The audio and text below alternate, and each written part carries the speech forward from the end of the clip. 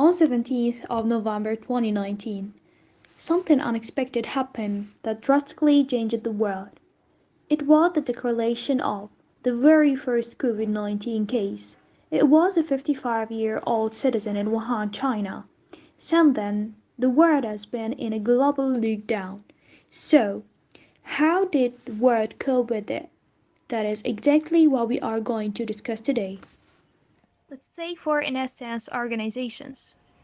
One of the best examples for a company that coped with COVID-19 is Vodafone UK. When Vodafone decided to recruit new people, the company hired the people online by doing online interviews on an application.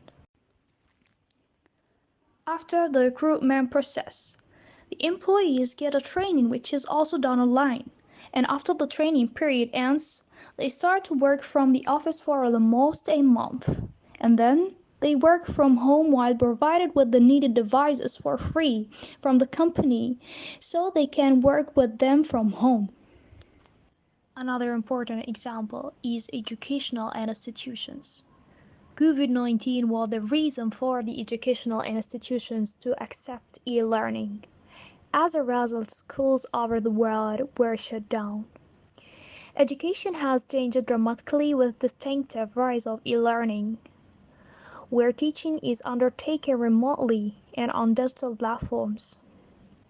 If you look at the bright side, e-learning is actually time efficient, where you save time by attending classes at home.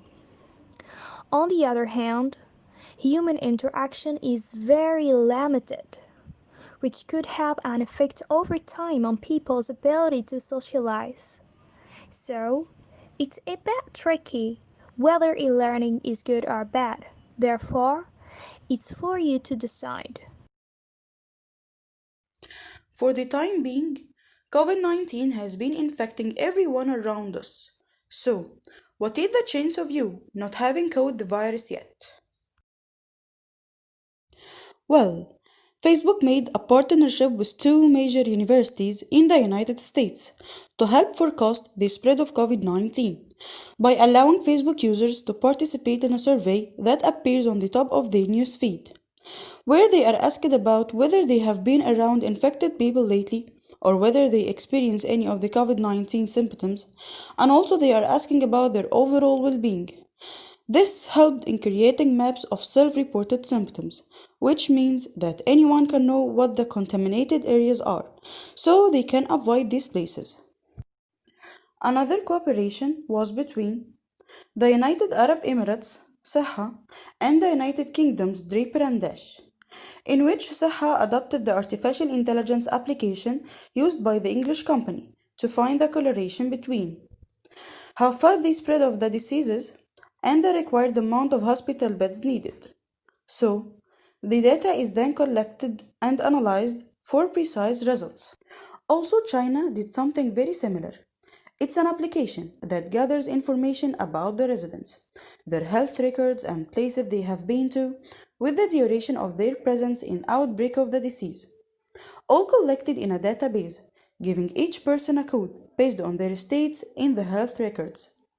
Residents with the green code are allowed to move around the city freely with no restrictions, but the yellow code refers to a need for a 7-day quarantine, and the red is for a 14-day quarantine.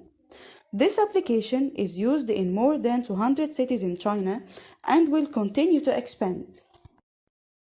Unfortunately, not everyone managed to deal with the catastrophe caused by the virus. Companies went bankrupt, many people lost their jobs, and who knows what else is going to happen. But in the end, we must hope for the better to come.